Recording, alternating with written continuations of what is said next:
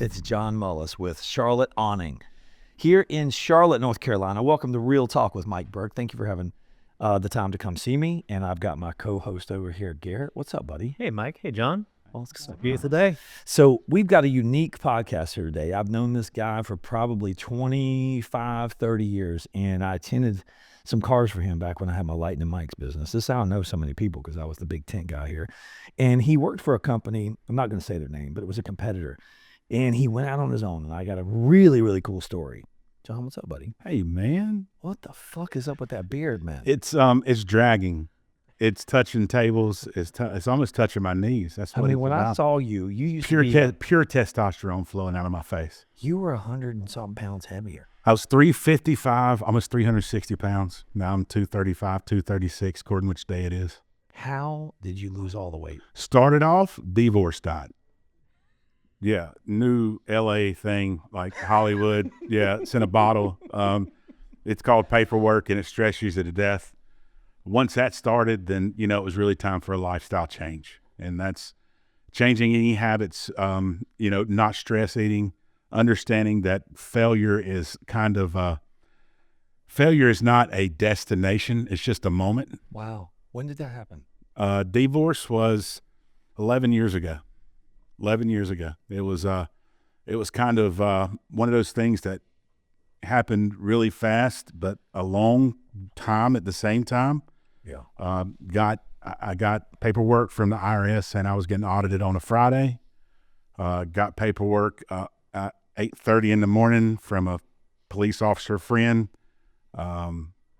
Looked at me, said he was sorry, and that was the divorce paperwork. So between Friday and Monday, it went from okay to not okay, going through IRS audit and having a divorce with 6 kids all at the same time. 6 kids? 6 youngins. Now I got 7 youngins. Wow, man. Yeah, that's how I throw down. It's like my beard. It's the only way. How old are you now? I am getting ready to be 45 years old, 44. 45. Yeah. So let's go back. Where are you originally from? Here? Yeah, actually Belmont, like right in between Belmont, Hickory Grove Road. Okay. Any of my Hickory Grove Road fellas over there. It's right in between Mount Holly, Belmont, Stanley. It's kind of that road that passes through everything. But old Gastonia boy. Got it, man. I'm a Mint Hill boy. And when you got out of like 18 to 22, walk me through a job that you started at like 21. So I had I call it the fortitude and passion to really like people and talking.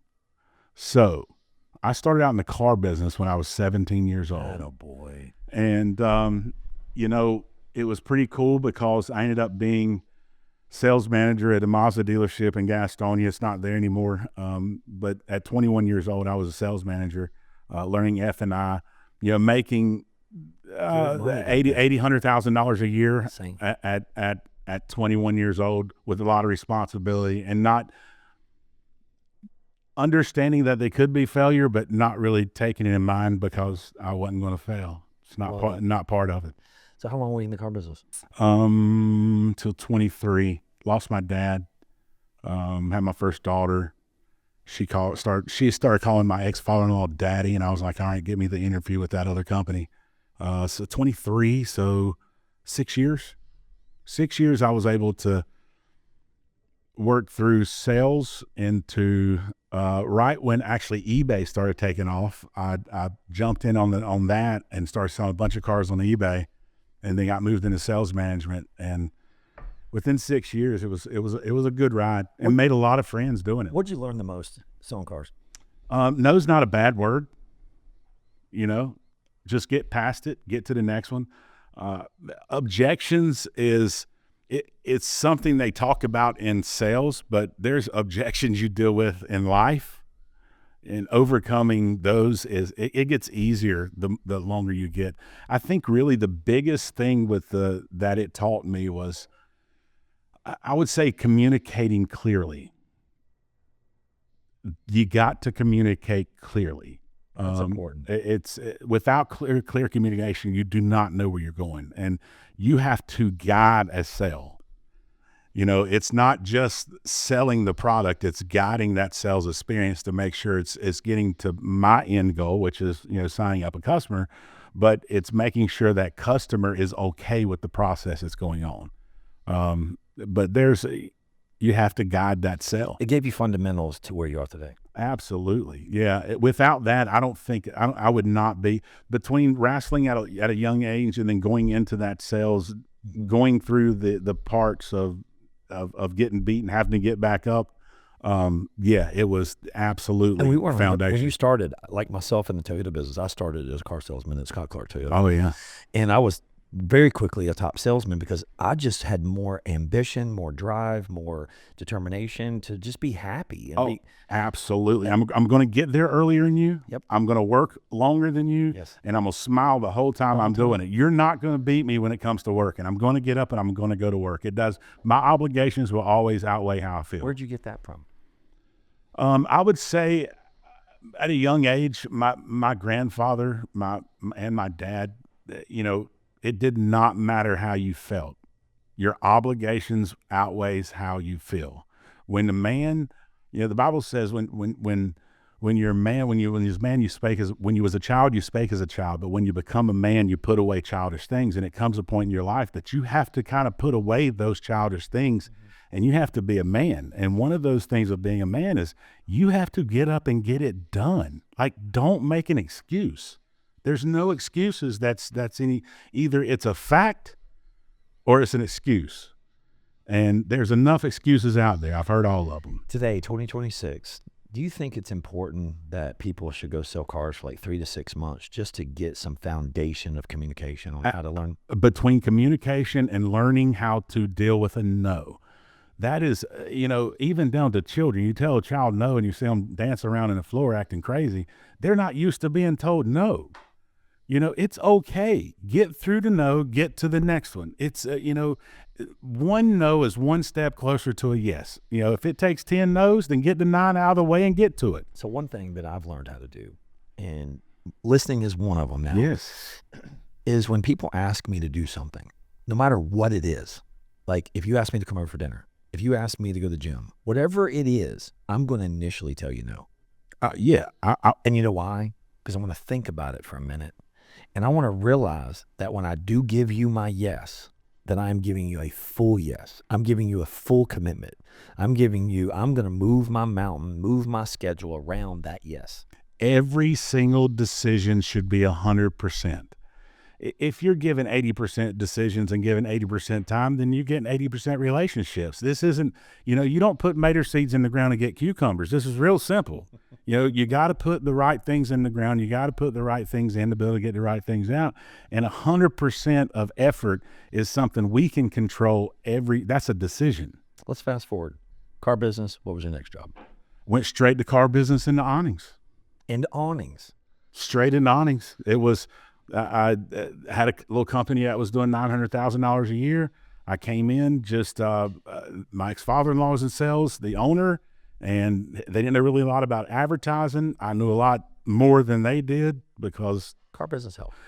It did. It allowed me to understand advertising, understand expenditure of money and target advertising and making sure that it's hitting the right people. You can mass it all you want to, but hitting those target people that's going to spend the money with your company is very important. So you took a $900,000 company, got into awnings. How did you apply for that job? Was it family? Somebody brought you there? Yeah. So my ex-father-in-law was working there in sales, and he seen the time that I was putting into the car business, which was about 80 to 90 hours a week, and tried to get me to move over because of the time. I wouldn't do it because of the money. And like I said, my first daughter started calling him daddy. And I said, to get me the job. None of that stuff mattered. My kids has always been more important than any dollar that I can make. Yeah. So when you started there, you knew nothing about awnings. Only thing I knew how to do was go sell something. And you did. And I went and sold something. So you helped them with advertising. Went from $900,000 a year to $3.6 million in 3 years. In 3 years. Yes. I went from coming in sales to being sales manager, hiring 2 other salespeople, actually facilitating them buying their own building, negotiated that whole process with the contents inside the building, make sure that the owner was getting everything he wanted. And then when it was departure time, I said, you How know long what? did you work there? 3.5 years. And then you left. Yep. Fired. They left me. They decided that, you know what? Here's the truth. I was not the model employee. I was not. Now, my numbers were great, but I've always been an outside the box person. And when you work for an owner that is inside a box, when you do outside the box stuff, it makes you kind of look like an odd person. When you woke up that day where you had said, okay, I now no longer have a job, what did you do? I was depressed, and I really was. I was upset that I allowed my emotions to allow me to walk away from a really good career that I could have now. Matter of fact, one of the guys that I hired, it now owns the business. So I could have owned that business without having to break my back, tear my shoulders up, destroy my knees.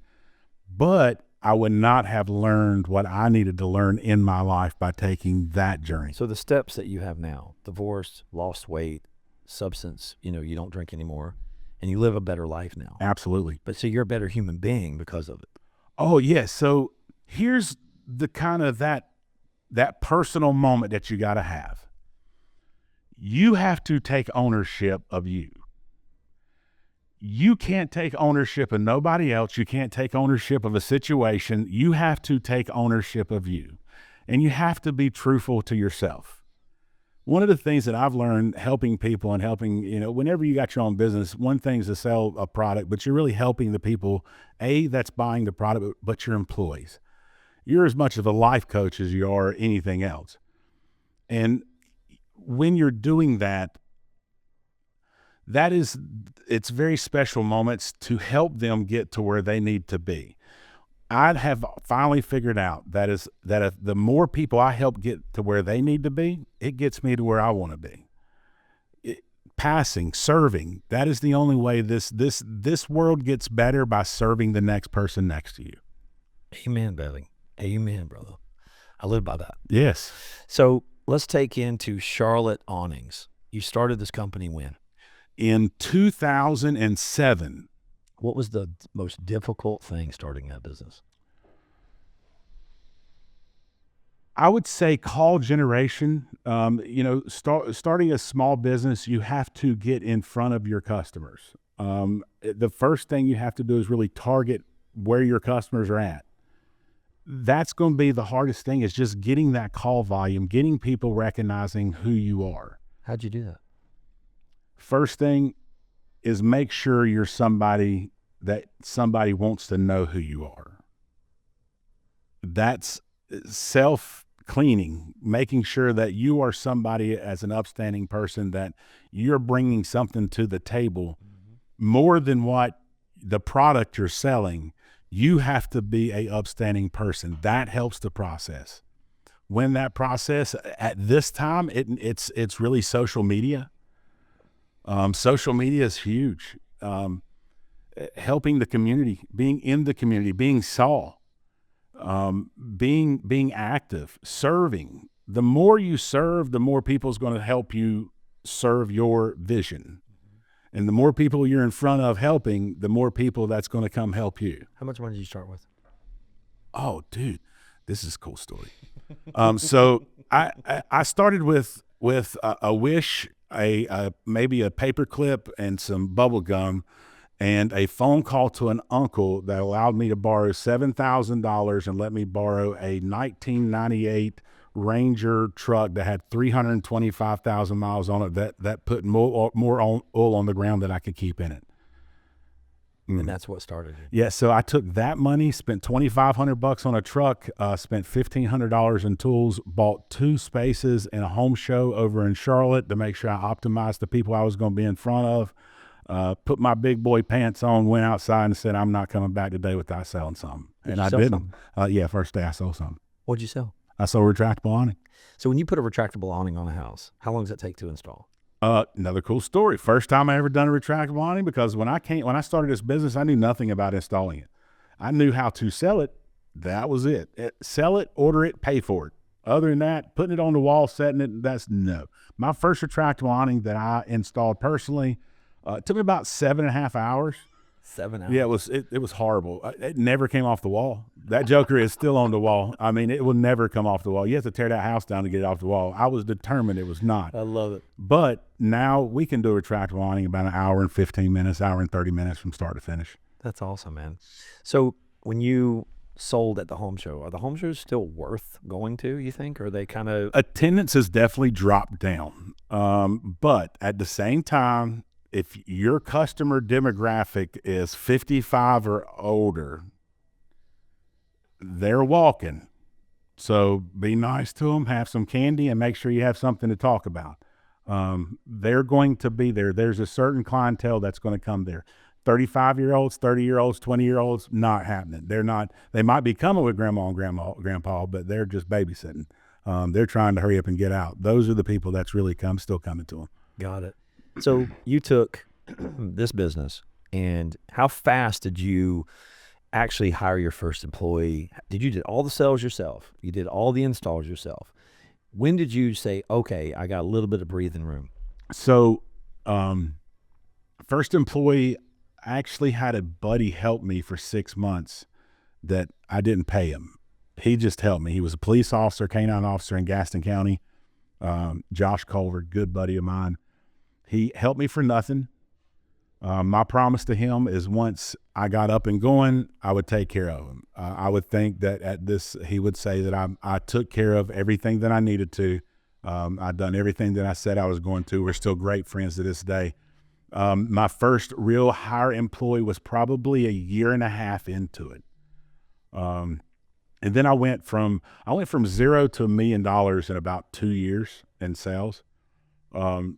Pay your taxes, get an accountant, make sure that you pay people to do the stuff that they do well. I didn't do that. I made a lot of stupid mistakes. And that was one of the things that, 5.5, 6 years into it, I got 7 employees, doing over $1 million a year. And then IRS comes, divorce comes, and IRS comes back and says, I want $300,000. Really? Yeah. Did you settle? Yeah, $300,000. Whenever the divorce took place, I had to assume all responsibility of debt, personal and business, including her business at the time too. So I went from 0 debt to about $500,000, $550,000 in about 1.5 years. Took me 10 years to pay it off. My ex-father-in-law sued me. Dude, I got it all. Like if it could have come, I was getting hit from every angle. So your ex-father-in-law, the company you worked for, then you started this company. No, my ex-father-in-law actually, he came to work for me. Like I hired him from the other company. Oh yeah, I jerked him from the other company. He came and worked for me. Divorce took place. He sued me. Sued you for what? He said he should have been nope. He said I should have been a employee, a W-2 employee instead of a 1099. And guys, this is how you can learn. Education isn't free. I've paid for mine, so listen to this one. If they are driving your vehicle, they are an employee. Period. Per the IRS. And that's $33,000. Make sure you do your paperwork right. Make sure CPAs are in place. Make sure you pay the people that's supposed to take care of your money that's doing it the right way. You want to hear one from me? What's that? So I've been in business for a long time. Oh, yeah. You ever heard of workman's comp? Oh, yeah. Did you know that North Carolina has an agency that polices workman's comp? Do you know that the difference between a Inc. versus an LLC, there's 2 different requirements? Not going to get into all the details, but I am still battling. Yes, it's once they once they get their hands in it, it takes a while for them to get their hands out, and then you come to find out the only way that they get their hands out is when you pay them all their money.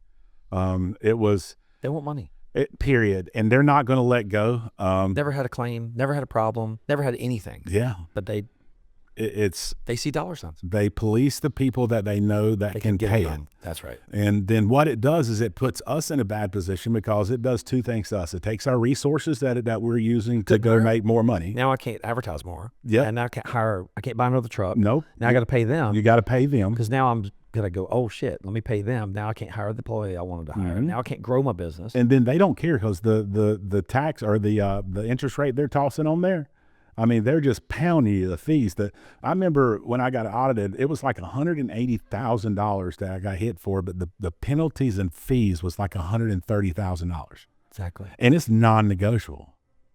And here's the crazy part. They looked at how old I was and the earning potential that I had, not how much money that was in Why the you bank. close the business? So Did you have just filed bankruptcy and said, I had a lawyer that was my lawyer that looked at me and said, hey, why don't you close the business, and that would at least take care of the business side of the taxes due. And the business side was $150,000. You know, I'm an old stubborn Southern feller that's got that long beard and big feller. I thought my business was worth more than $150,000. My problem was I felt like that I was selling my business that I had built from nothing to the government for $150,000, and I wasn't willing to do that. So I kept my business name and I pay them their daggum money, but I'm free and clear. I own it. They can't take it. It is mine. So I refused. I refused what the lawyer told me to do because the $150,000, you know, that was my integrity. That was that was everything. That was my baby. And I'm going to sell it for $150,000. No, it's worth more money than that. I'm going to keep my name intact and I'm going to take care of it. so the thing is, how much money do you gross now? We done a little over $1 million last year. We're back to the $1 million place. I've got 5 full-time employees. That is installers. I don't subcontract anything out. Everybody's employees. We do not train at our shop. We coach and equip. We're not dogs. You can train a dog. You know, it's hard to train a person. You can coach and equip them, and you can get them in the right direction. So I make sure to get them the tools they need. I coach them. I equip them. I make sure everything's in line. But we are in a service industry, and we want to make sure we're a service-minding company. And that's our biggest thing, is we want to make sure the experience is a good experience, not just the awning. We want to make sure you know our names and we're fulfilling commitments past doing just the shade work. What are you doing to get leads right now? Internet driving. Google? Google's huge. There's so many other platforms than just Google. You really have to be a 5-star on your Yelp, on your Bings. Make sure that if you're a business owner, you're not Google. You have to focus on, but you can't take your focus off the Bings, the Yelps, all the rest of those platforms, because even though they may not get as many as the Google, you still want all of them. What about Angie's List? I am still on Angie's List. Does that work at all? You know, I got off of it years ago. The Angie's List leads is junk most of the time. What I had to do is starting to pull stuff off of me. I actually gave it to my wife. She's getting ready to go into sales. I got her a van that I'm building that's got it's cool, dude. It's wrapped. It's got a side of a house I put on. It's got a 10-foot by 8-foot retractable that's on top of it. She pulls up to the house, hits a button, rolls it out, shows the customer what it is. This is what you're buying. Showroom on Oh, wheels. right here. Hit a button, roll it out, turn some lights on, sit down, drink whatever you want. What's an average awning cost? I would say anywhere from $5,000 to $6,000, an average size. Hit a button, it rolls out, hit a button, it rolls back in. You got an LED light, so you can hit the lights on the Do you have to find a power source? Are they battery now, lithium or anything? They can be, but that technology really isn't good for the awnings because it's a direct drive motor. There's no battery backup to it, so they have to build a backup on it, and you're trying to do it in a very small cassette, making sure that it concealable. So it's still really a wired in that's a process. You know how many people think I do awnings? Oh, probably all of them. Sunsetters. I get sunsetters. I've heard of your company, son. You're sunsetters. I'm like, you know the crazy part is like that. See, they do a great job of marketing. And how I explain to my customers, they're like, "So are you sunsetter?" I'm like, "No, I'm not." So here's the difference between me and Sunsetter. Sunsetter is a marketing company that just happens to sell awnings. True. I'm an awning company that just happens to sell awnings. So I am not a market-driven company. I don't do the, those ads that's popping, 65-year-olds in AARP. I'm an awning company that I like to say we're Charlotte Awnings Unlimited. We're a shady company. That's what we are. We're shady. Yeah, we post shade everywhere we go. So who's your best customer? The one I'm working on right then. That's my best customer. Tell me right now, ideal. Like you're going into a house and $500,000 house, $1 million houses, like all spectrums. Like if you were to go target that particular neighborhood or customer, who is it? The other cool facet about my business is I've made sure to have products from the $60,000 trailer to the $10 million house. So don't put yourself in a box. Those folks that's living in that trailer, they got disposable income. May not be as much as what the other ones are. There's still profit to be made. Profit is there. Listen, folding money's folding money. It don't matter where you go get it. You just got to make sure in a location to be able to get all of it. So do you have one as an entry-level package starting at what? So on the retractable awnings end, a lot of my business now comes from metal. Like I do a lot of metal work. We do a lot of metal patio covers, a lot of screen porch patio covers. We're able to get fans in them. It's one of those products that's kind of it doesn't have a lot of maintenance on it, so a lot of customers just love it. It's turned out really well. One quick question: have you ever tapped into the RV market? I did briefly. Okay, what is that market? Because I had a toy hauler at one time, and that fucking awning was a piece of shit. It got mold, mildew, and I just wanted to throw it away. Yeah, so they're junk. It's a product that comes out of Colorado, and really what that started the concept for retractables in North America. But retractable awnings is not a North American product. It's a European product. They surround their houses in Italy and up and down the little cafes. That's how they heat and cool their areas down there. We're actually infringing on them bringing that product over here. It's actually a European product. That's where it came from. So that technology and that lineage goes all the way back to Europe, and going in little cafes, little handout that had chains in the elbows like a bicycle that came out and covered the areas. So your number one advice, someone starting a business, hire a good accountant. Absolutely. Pay your taxes, hire a good accountant. You started with $7,000 loan. Yes. Is that advice you should give someone? Just take out a loan to start a business? Make you hungry? I would tell you this. Never quench the hunger. It's not that it's not enough. I don't run this business to go make more money. That's the part of running the business that should happen. That's, if you're running a business to be successful and you're running a business to be profitable, then that's part of it. That should be a given. So many companies, they want to I'm trying to make the money. Well, okay, but you have to do the work and you have to be that person. So I would say the biggest thing right now is really having the drive to deal with the lumps that you're going to get hit with.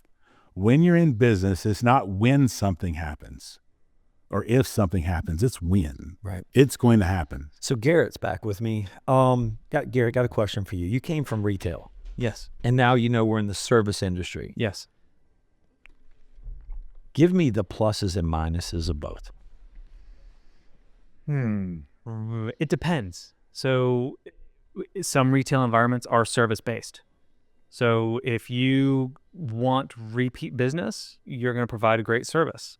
There are a lot of order takers out there, and retail big box stores do not care because they know they're going to have a certain amount of traffic coming through those doors, and they know how many people each door has come through.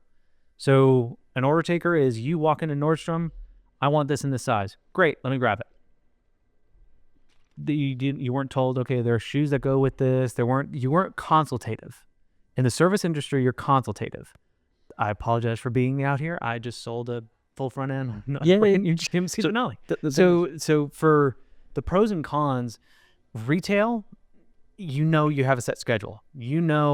Something's happening. You're selling a good. Whereas with service, you are selling something that nobody sees, right? I can't hand you a physical installation of an awning. I can hand you the awning, but I can't hand you the installation. I can't hand you the quality that you're going to provide. I can't show you the customer service. I don't have that opportunity. So one good example that I learned is I had some parts fixed on one of my trucks one time. I had to go to the mechanic, and he told me it was like a $900 bill.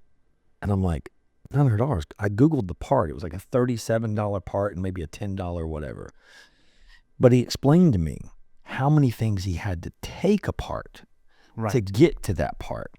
And I referenced back my son, Colby, who used to play with these Traxxas cars, the little electric cars. Start taking them apart. So what happens is we go to the motorcycle tracks, and he would ride around with these little things, and all the kids would break them. They would break. Well, they would not fix them because they would look at the parts and see how long it would take to fix it. So my son started collecting, and then he got on YouTube and started fixing. It was a $3 part that needed to be fixed, but 2 hours of little tiny, and then he would turn around and he had a buku of Traxxas. Well, it's like a doctor. You know, we research on a WebMD all the time. I think I have cancer, or I think I have, you know, whatever. And the doctor goes, well, yeah, but I went to school to make sure that you don't misdiagnose yourself.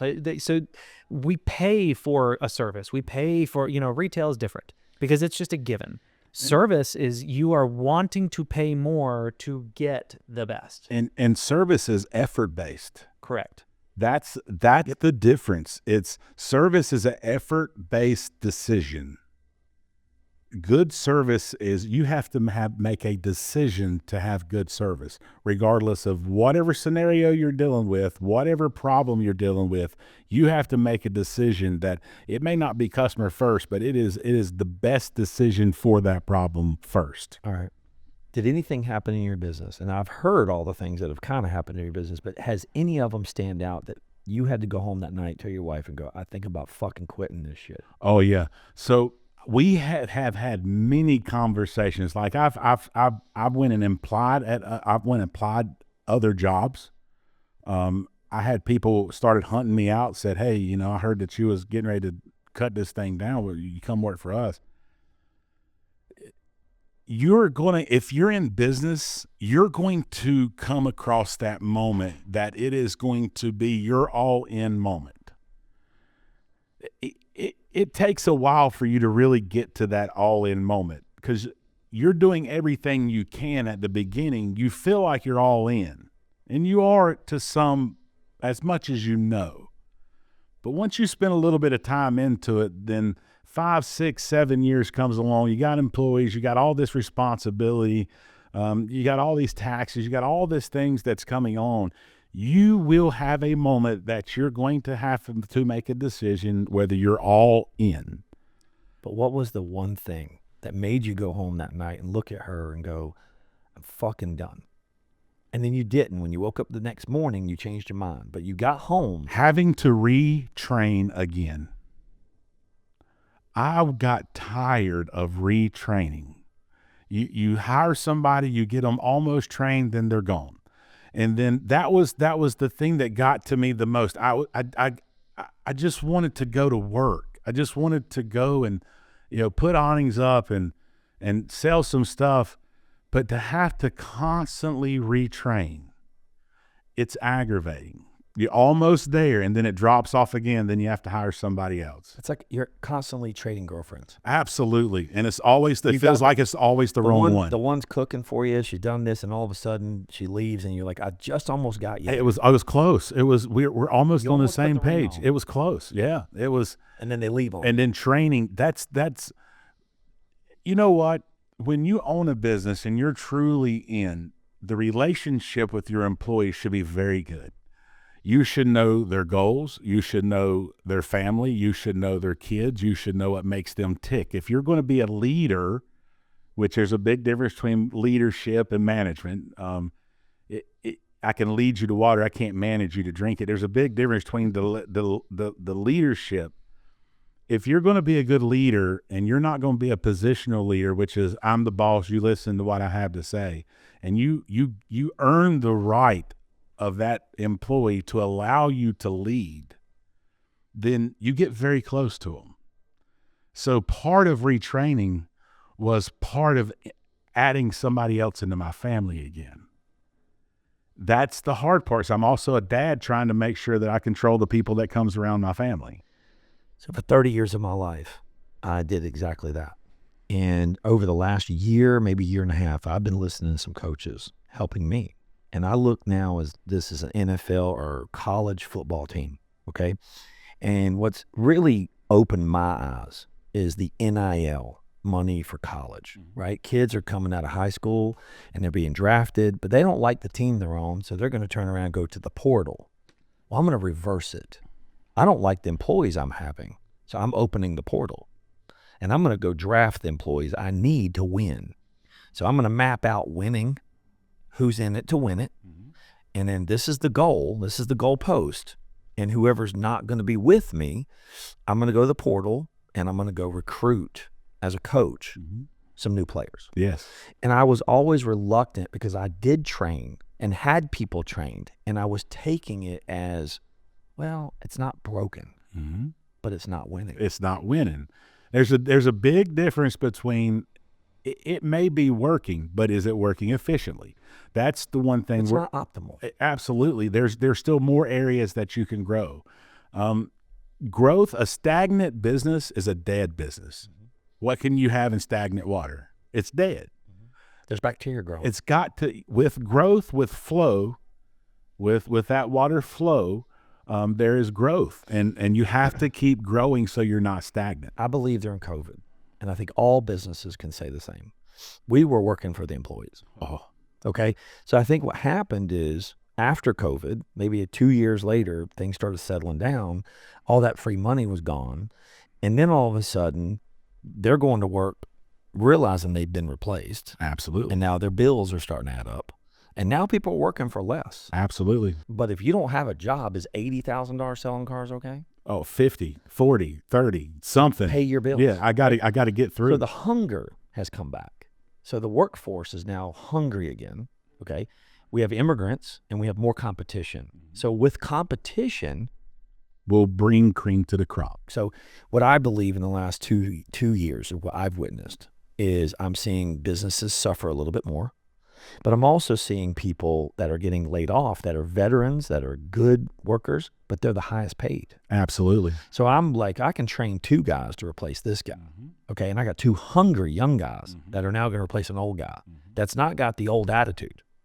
And so I'm never afraid to fire anybody, but I always want to make sure the guy hung himself 3 times. Absolutely. Have you ever I'm the same way. My God, and then I allow my feelings to not let them hang all the way one time. I'll go catch them halfway. Be like, come on, man. You know, you're making the wrong decision halfway before they hang it, because all of a sudden, you know, you have to really look at facts. And when you got an employee, if they are saying one thing and doing another, it's wrong. So one thing that I've been battling on is being clear Oh, with yeah. my message, right? I'm so fast-paced, ADD, and I think my girlfriend's helped me tremendously. I understand what ADD is too. And so my girlfriend and the podcast has allowed me to explain things clearer, going, this is what we're doing and this is why we're doing it. But I'm also realizing I don't need to explain the why anymore. I used to always justify my why, going, this is why we're going to do this. This is why we're going to do this. And I'm like, nope, I'm calling the play. And I look at a head football coach, and he gets an offensive coordinator and says, hey, he's calling the play. If I tell you to run right 3 times because I want 3 yards and I want 3 yards and I want to wear down the defense, That's what they're going to do. you're going to run the 3 yards, okay? So that's what I've had to work on, Garrett. It's focusing on the what, not the why, the what, or the how. Yep. But you don't need the why comes. The why is an understanding. The what and the how are how you build that team to get to do the things that everybody you're like, okay, this is what I had in my head. The what and the how are how they get executed.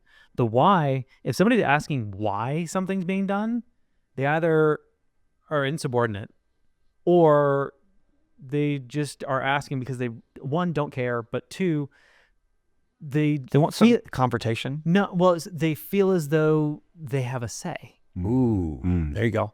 Yeah. Well, why am I doing it that way? Right. Well, and the old adage is because I said so. I cut your check. That's that positional leadership. That's that position. So one thing I've learned is now the message is very clear. What's best for the customer? What's best for the business? Ask those 2 questions first. And if those answers align with those 2 then if it doesn't, it's probably a personal interest. Absolutely. So your personal feelings and your personal interests are now more important than our customer and the business. And that was one of the hardest things that it was for me. I made decisions based on my hopes of them living a better life. And I learned that if you have somebody, an employee, a friend, anybody, and they have a life that's in disarray, so is their employment. It's hard. It's hard for them to set it down every single day and come in and do a great job. So I had one of my employees years ago thought they'd been with me for a long time and he wanted to be a partner. He felt that he'd been with me for years and he deserved partnership. Deserved it. Didn't earn it. Okay. Oh, thank you for saying that. Deserved it. There's a big difference. And so I kept having meetings with him and I kept coaching him. And I said, look, let's look at your personal finances. Let's look at the decisions that you're making with your money. He goes, what do you mean? And I go, well, you don't have any money. You make a lot of money, which means you're making bad decisions financially. I don't want to be business partners with anybody who makes those kind of personal bad decisions, which means you're going to make bad business decisions. That means we're going to go bankrupt after 30 minutes of you taking the helm at that boat. And I did tell him, I said, look, and I said, one measuring stick for me is this. When you're a homeowner, when you actually have purchased a home yourself, that means you've made a long-term commitment to the home, to the mortgage company, okay? You have a steady either girlfriend or spouse, okay? And you do have a kid. To me, that is the turning point in a man's life that goes, I'm fully committed, I'm all in. Absolutely. It's those all-in moments, when all that happened, the divorce took place, and I'm sitting there with 7 children, getting remarried. And at that time, it was, our oldest son, her son is in a wheelchair. He's got kinesis dysplasia. It's type of bone dysplasia. And you really start looking at every positive because, I got this kid that if he could play every sport he could, he would, but he can't because he's in a wheelchair. It starts putting stuff in perspective. I had 6 very healthy kids, and to have a child that came in my life that wasn't quite as healthy, you really start looking at it and you're like, hey, what excuse do I have today? Which one am I going to pull out of my behind today? There ain't not one fact. It's all excuses. I agree. He taught me that the word disability, you can't say the word disability without ability. You can't.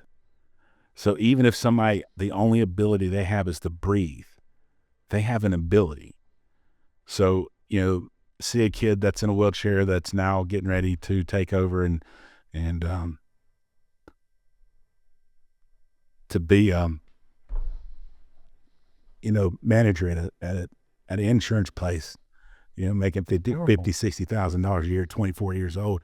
He, as much as I watched him, he watched me. Oh yeah. And he ran and he goes. And then, my other son that's 19, he just came back from 22 weeks in the Army.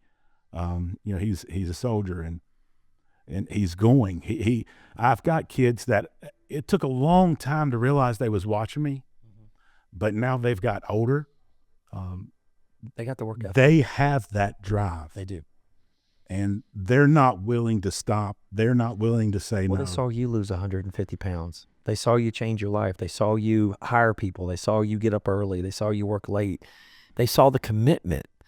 You cannot be around somebody that's fully committed, all in all the time, and not get some type of winning. You are who you surround yourself with. Right. Absolutely. You have to make sure that you're surrounding yourself with people that's going to lift you up, that's going to build you, and that's going to stretch you, not tell you what you need to hear. That is not a friend. That is somebody that's just whispering in your ear. You need somebody that's going to stretch you, that's going to tell you the truth.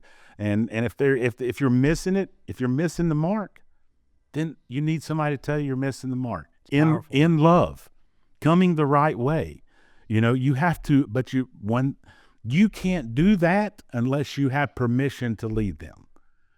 If you're just a positional leader, if you're just that guy that says, I own this place, you're going to listen to who I am, what I say, and it don't matter what. if you've earned that right to lead them, then they will listen to you. All right. On a happy note, when the freaking hell did you start growing this damn beard, man? So I realized testosterone was flowing out of my face that fast about 20 years ago. It was actually It was a pretty damn beard. Like some beards look stupid like this. Yeah, no. Yours is actually pretty. It's pretty fantastic. Yeah. You know, on the back of the race car, it was the bearded wonder. I love it. Yeah, I mean, I know the Hobbit, the king. When Yeah. he walked in, I was like, holy shit. Yeah. Wearing the act. Yeah, Gandalf's my cousin. Yeah, You really Yeah. could play a movie. I'm not kidding. it looks like I came straight from the Vikings up from. I love it. Yeah, and the cool part is that once you start knowing who you are, Yeah.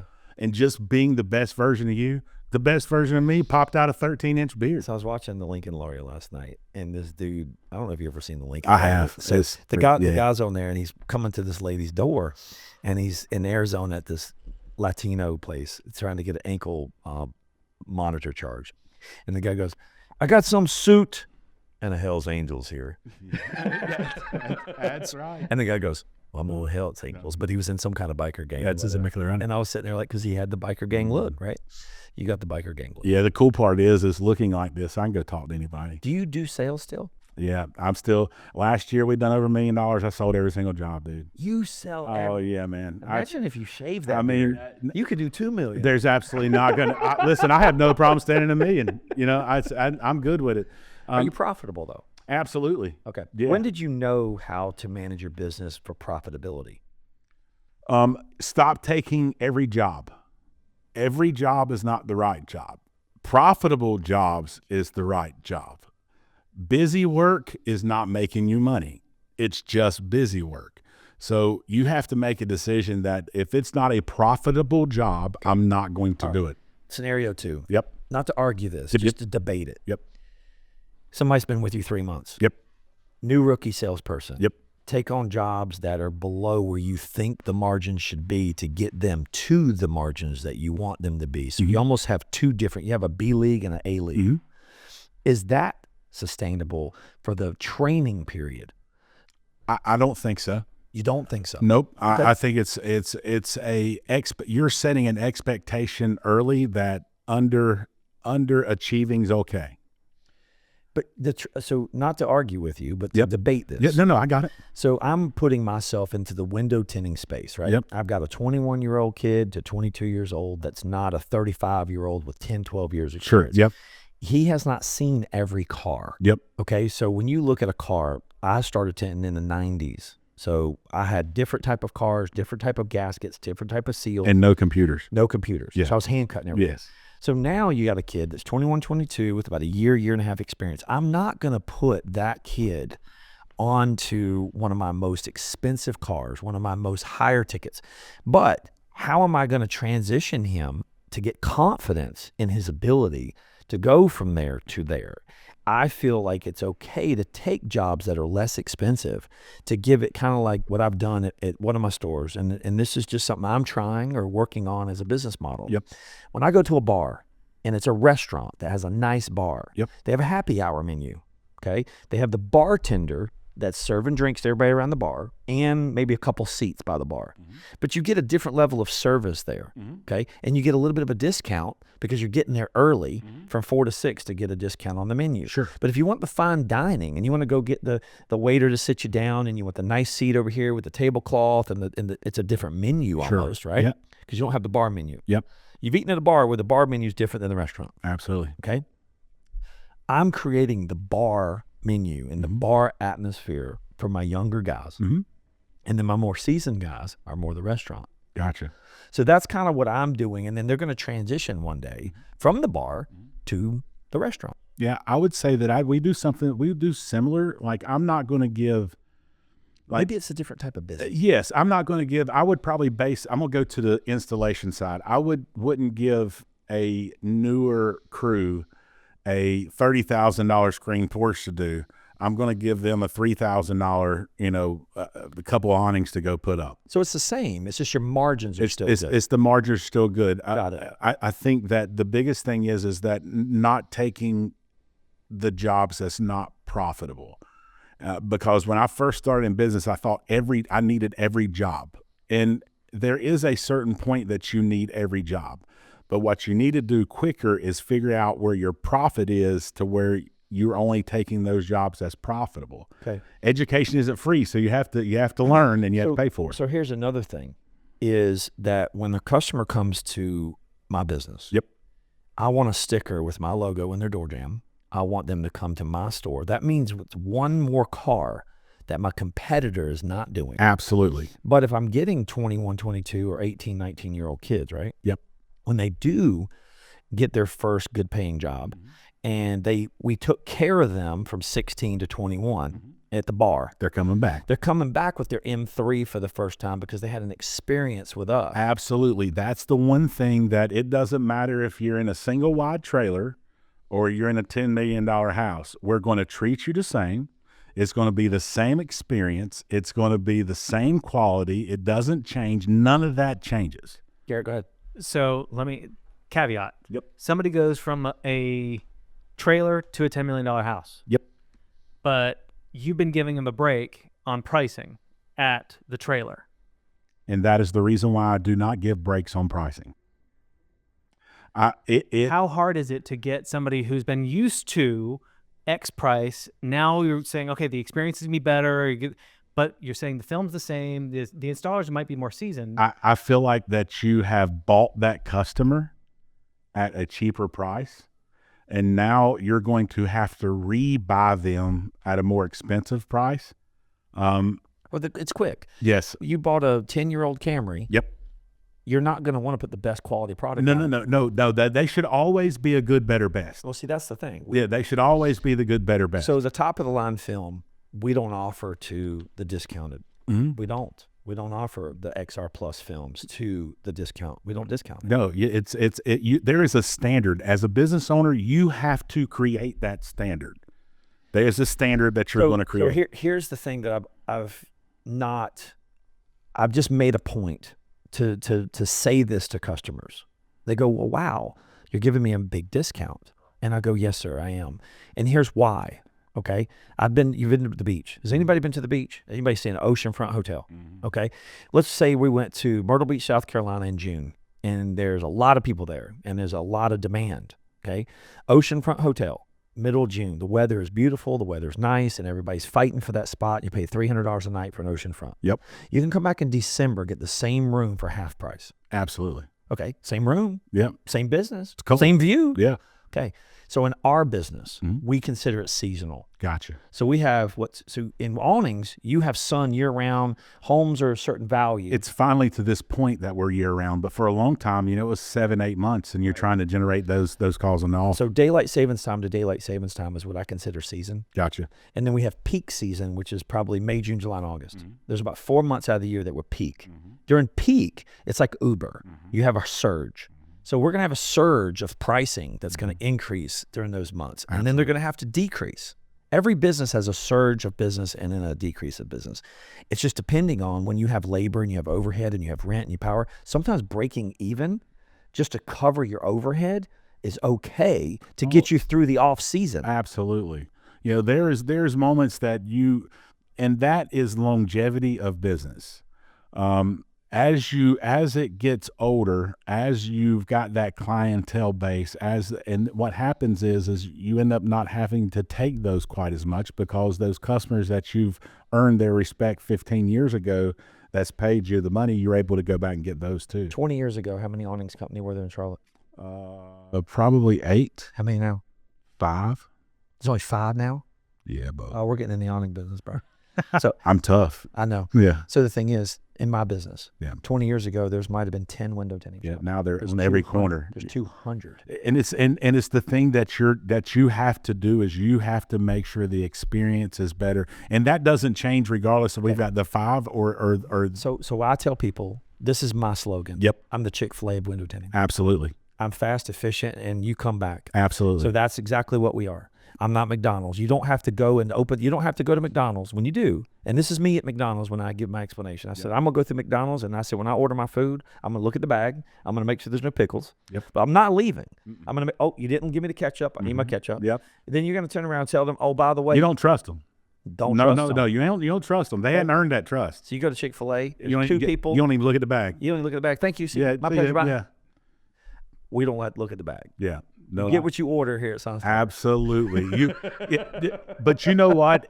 That the consumer that you're hunting after is not that same consumer that's going to all the rest of those. You know, other Chick-fil-A places. closed on Sunday does 3 times the business McDonald's does. Absolutely. And they're only open 6 days a week. Yes. It's crazy. Yeah. I mean, So when I tell customers now, Garrett, I tell them on the phone, we're the Chick-fil-A of window tinting. And they get it. They instantly visualize the efficiency. They visualize the quality. branding is Everything. Branding is so important. You know, that's the reason. With a Chick-fil-A, I'm going to take a bite out of tent. It's going to be the cheese. There's no cheese on the sandwich. It's going to be a Chick-fil-A sandwich with window film in here. Branding is everything. That's the reason why, we're a shady company. I'm a shady company. That's what I do. It's branding 101. Do you think everybody knows Sunstoppers? I Do you think we branded it? I think that the branding is fantastic. That stuff. We talked about you doing this 20 years ago. We did. You was like, this is what I'm going to do one day. I'm like, dude, do it. And then I got fired and I was like, figured out what I was going to do. It just happens to be an honor. Well, I know, but everybody has to take a path. Yeah. And this is the journey that I supposed to have took. Well, I can tell you one thing. I'm going to wrap up. It's almost an hour, but I'm going to tell you as a friend and a man-to-man, I'm proud of you. I'm proud of you. Hey, listen, this is friendships that's been 30 years. I know. And Crazy. and these times, there's not many times that you can go out and say, listen, that's been my buddy for 30 years. There's usually something has happened. There's something. No, there ain't nothing happened. And thank you very much. I'm proud of the man that you are. Yeah. Because I'm living a better life. Yes. I'm living a straight and narrow life. Yeah. And I want to be a good example to the world. It comes to a point to where if you're a leader, and you are, and I am, you have to give somebody something good to follow. That's true. In the United States, we have a constitutional right of freedom of speech. But you should earn the right to be heard. We listen to the wrong people. We listen to people that hasn't earned the right to be heard. That's true.